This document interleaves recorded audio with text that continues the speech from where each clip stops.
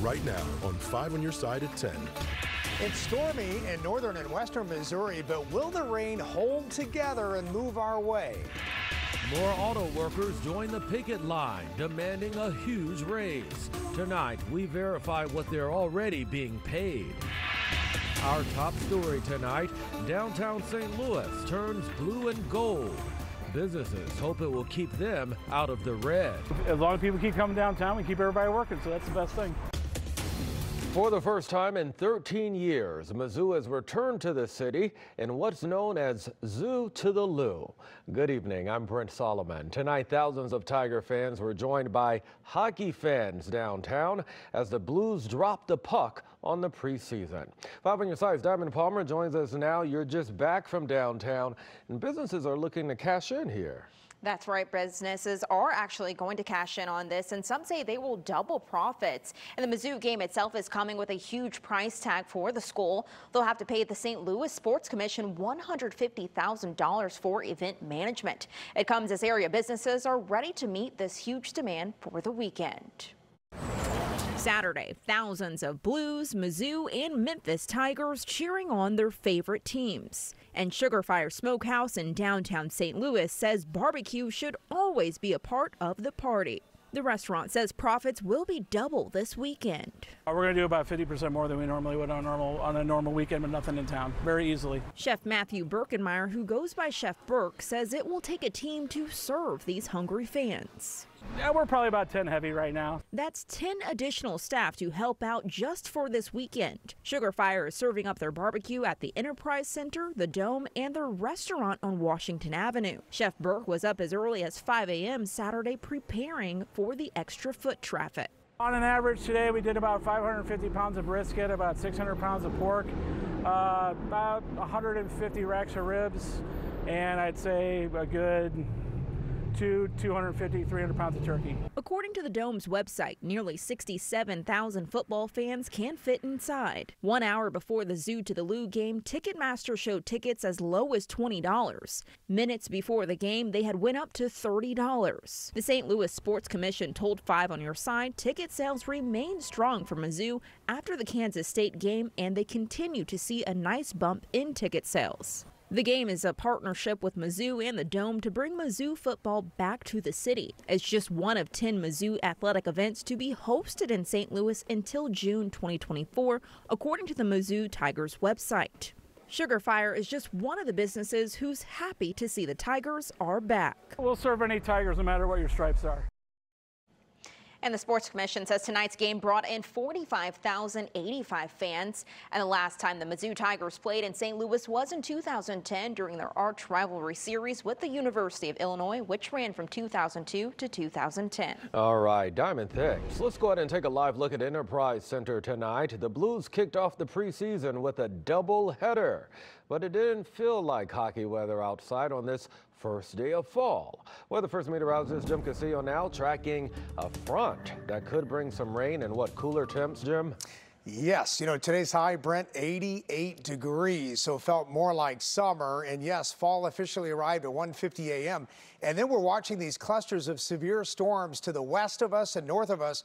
But it's, you know, all these storms are moving south and east toward us, but they're dying out and moving into more stable air. So that's some good news. Not expecting severe weather. The front is still well to the west of us, but there are some lightning strikes. Let's zoom in to northern portions of Warren County. You're hearing some thunder there. And when you get the yellows and oranges popping up, that's just some heavier rain. Darker green is heavier showers, more so than the lighter green on the Doppler weather radar. A few showers, maybe a rumble of thunder up in Pike County. And look at this cluster here and moving into Gasconade County and also Phelps County. Again, not expecting severe weather, but there's definitely some downpours and some thunder and lightning in there. Coming up, I'll let you know if that arrives in St. Louis or not, and we'll time out a chance of showers tomorrow also.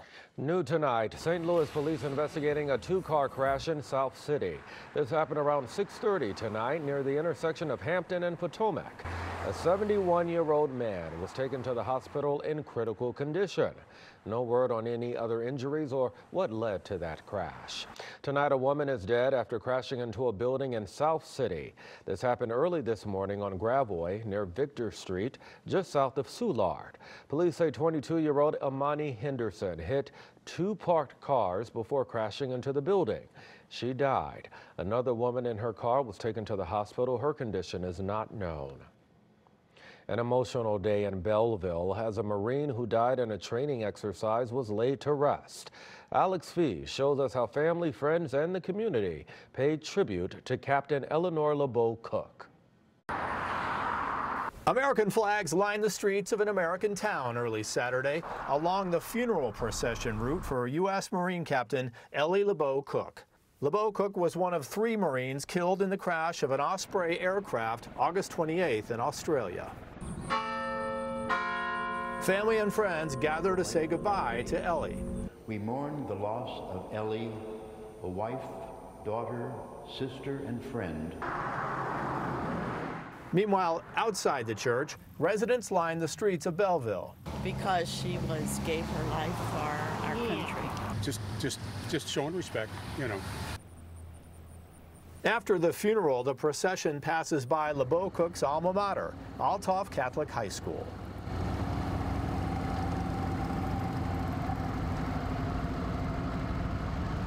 This is our quiet way of just remembering her and her family and just really honoring a true hero. To show Ellie and her family how much they mean to us and our community means the world to us. And it is a family here, so we're just happy to help and come out and support.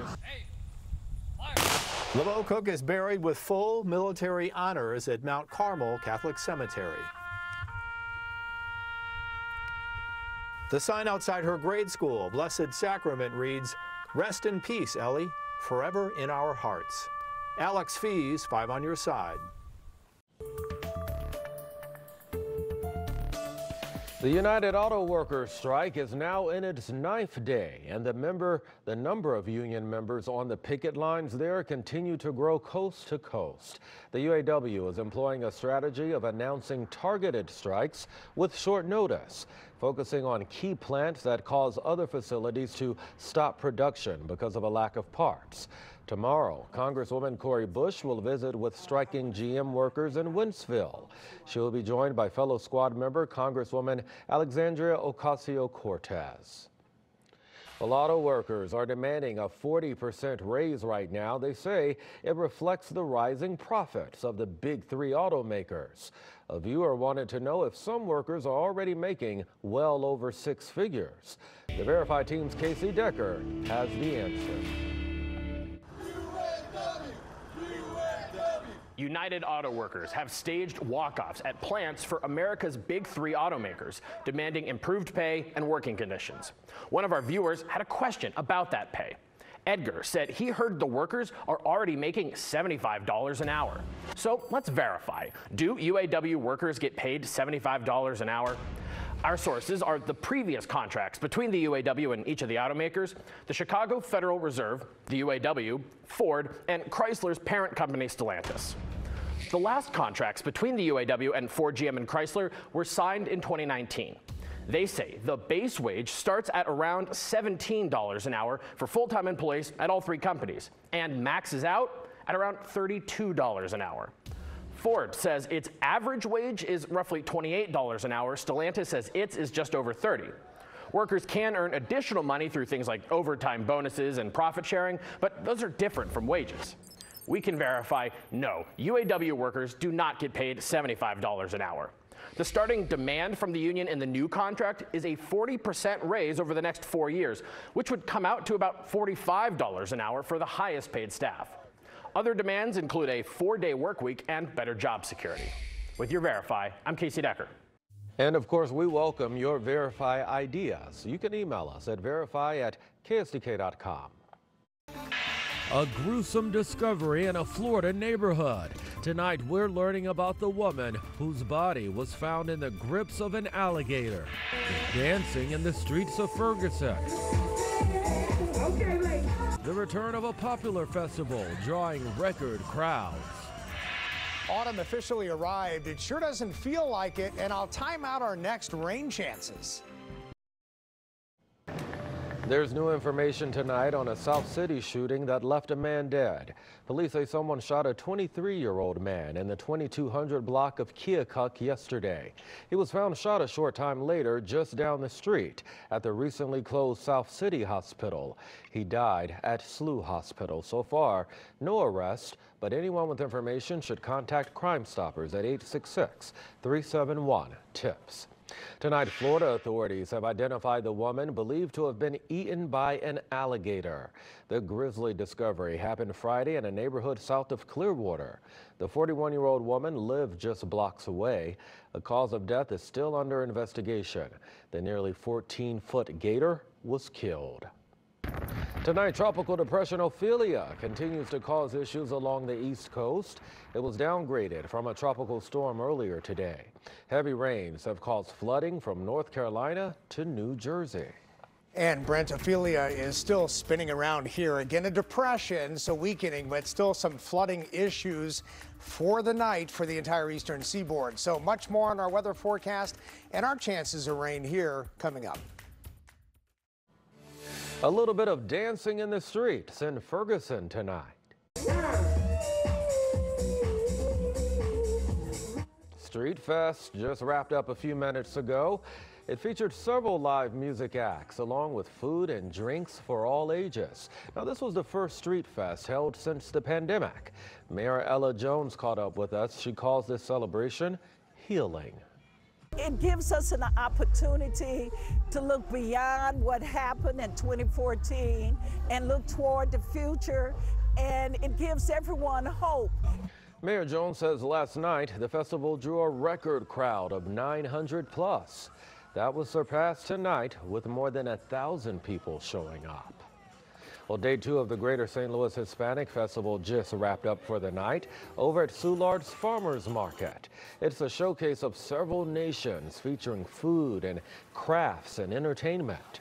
The final day is tomorrow from 11 a.m. until 8 p.m.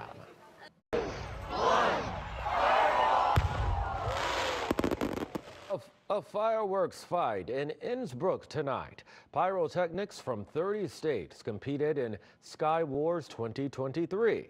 This is the largest fireworks competition in the nation. And a hands-on lesson today for future meteorologists. Today, the National Weather Service of St. Louis hosted its first open house in nearly a decade. The Mizzou Meteorology Group also launched 3 weather balloons. All right, Jim Castillo, you might have to move over. We've got some future meteorologists in the mix. I mean, they've got to learn from the best. They're watching you. Well, you know what? And I was a Mizzou grad, so I was a part of that team at one point. How cool is that? I'll pass the baton for sure. Yeah. Take it away, my friend. All right, so Ann Allred, shout out to her. She's the one that told us about this giant fireworks display in Innsbruck and competition and biggest in America. And look at this, they were blowing up the atmosphere out there. In fact, we even have reports in the Central West End, not kidding, of some loud booms going on, and they couldn't explain where they were coming from. So the atmosphere, yes, it's very possible that that's exactly what it was.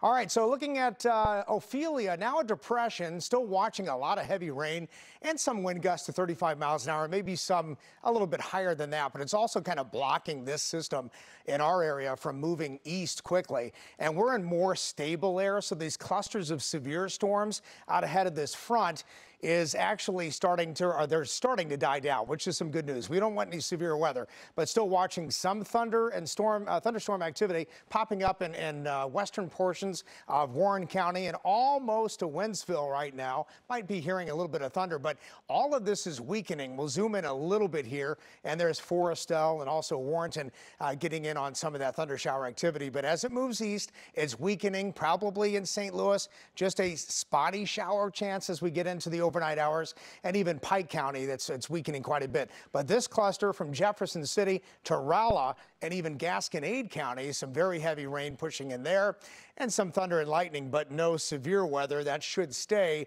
to our south and west tonight. This is where the most unstable air is in western Missouri and also eastern Kansas. So watching the future cast, still our western counties and southwestern counties, so Phelps County, Crawford County, Washington County, maybe Reynolds County, getting in on those showers and storms all the way up into Warren County, Missouri. But that front is really weakening and slowly pushing east. So the chance of a spotty shower or storm is still in here as we get into tomorrow, but the severe weather chances should stay to our south and west. Our high temperature today, 88 degrees. Boy, it felt like summer and a little bit muggy. I guess it could have been worse, but 66 for the low.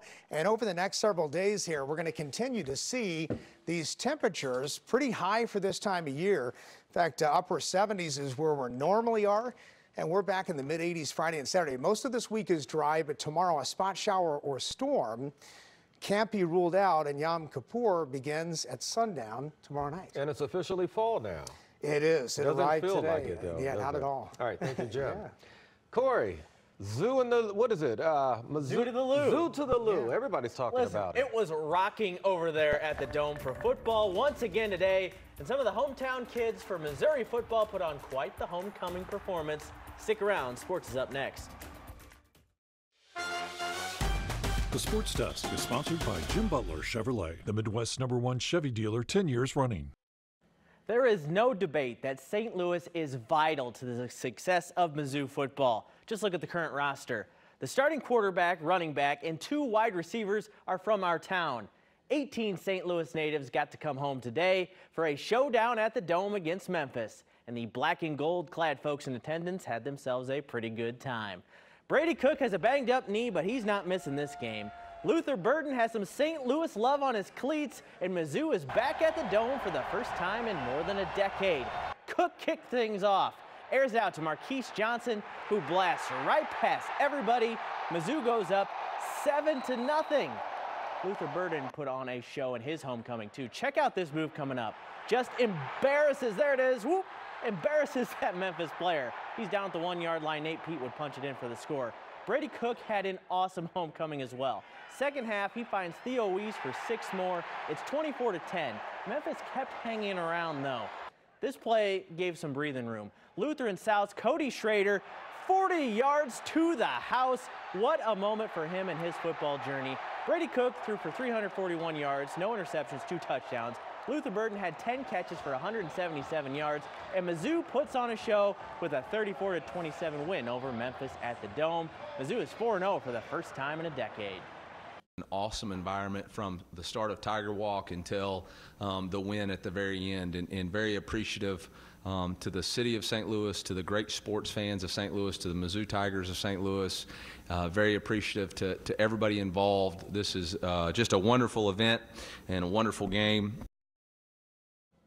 Well, today's game was extra special for the hometown guys. Running back Cody Schrader, who you saw just score a touchdown, is one of those guys. And Luther and South showed up big time to support their alum. Look at this Lancer tailgate. It's been a long journey for Schrader to Mizzou, and his family is loving every single minute of it. He's impressed me every step of the way. I mean, you know, the young man has never taken no for the answer, so no is a challenge. And it challenges him to be a better person. You can't ask for anything more as a dad. Illini trying to rebound with a win today, but they were down 10 to Florida Atlantic. This trick play helped get them back in it. Luke Altmaier to Griffin Moore, 10-7 at that point. Altmaier would do it with his legs as well. Scrambles in here for a touchdown. It was closer than they liked, but Illinois gets back on track with a 23-17 win. This 5 on Your Side St. Louis City SC coverage is sponsored by Together Credit Union. City SC took their show on the road to Minnesota this weekend. We know they're playoff bound, and now the focus shifts to keeping a hold on first place in the Western Conference. It was a soggy one in Minnesota tonight, but the rain did not faze City. Look at this play. City down 1. Jake Nerwinski serves it up on a platter, and Klaus finishes with the header, maybe the goal of the year. The City fans, well, they're drenched. You're going to see them, but they love it. Let's see this play one more time. Oh, you can't draw it up any better than that. City still needs one more to pull ahead. 72nd minute, Jablulo Blum and some fancy footwork get it done. Beauty of a goal past the keeper. City gets the hard-fought road win 2-1. Was really, really good for my boys. Just proud to be in the company of an LAFC with 16 wins in the regular season. We've got 3 more games, you know, yeah, we want to continue to create history and make this club proud. High school football, Fallon and East St. Louis. Check out this catch, one of the best I've seen all year. Cortez Rupert for O'Fallon. One-handed in the end, or not in the end zone. He's down at the 1. They pounded in soon after. Flyers would do it on the ground. Ryan Martin has some moves. He gets through the Panther defense. Long touchdown right there. Flyers hang on to win 54-14. Look who was on hand for Cardinals and Padres tonight. Yep, that's Albert in the crowd. Can he grab a bat? Just asking. Mason Wynn did it all tonight. Look at this defensive wizardry. Oh my goodness, the play and the throw. Later, Wynn stepped up with a 2 RBI hit to take the lead. Right now, Cards lead 2-1 in the top of the 9th. On top of everything going on today, the Blues also opened their preseason schedule. They played 2 games against Arizona. The big names were in the game here. Pavel Buchnevich, Oscar Sundqvist, and Jordan Kyrou lit the lamp. And the Blues got the 3-2 win at Enterprise Center. That might be the most jam-packed sportscast Oh, I've ever done. yeah, it's a lot of excitement. Everybody was playing. Yeah, and you know what, Mizzou, this is a really good time for them. Really right good now. time for them. 4-0. The dome was rocking. Yeah. Everybody had a great time out there. Yeah, we love it. Thank you, Corey. All right, Jim, a final look. Proud Mizzou grad right here for sure. All right, Doppler weather radar. You know, there's a few showers out there. Rumbles of thunder, Warrenton, Forestell. As it moves east, could see a shower around St. Louis. And then we do have a few up in Pike County. Most of these are weakening, but the ones around Phelps County and Gasconade County, some downpours, nothing severe, but some rumbles of thunder also. So tomorrow, a chance of seeing some scattered showers or isolated storms, but a lot of dry time in 81. And then as we get into this week coming up, mainly dry, a chance of a shower on Wednesday, but a lot of 80s out there, even mid-80s by the end of the week. All right, and there's nothing wrong with being a proud Mizzou grad. Yeah, yeah, around here. Thanks for the company.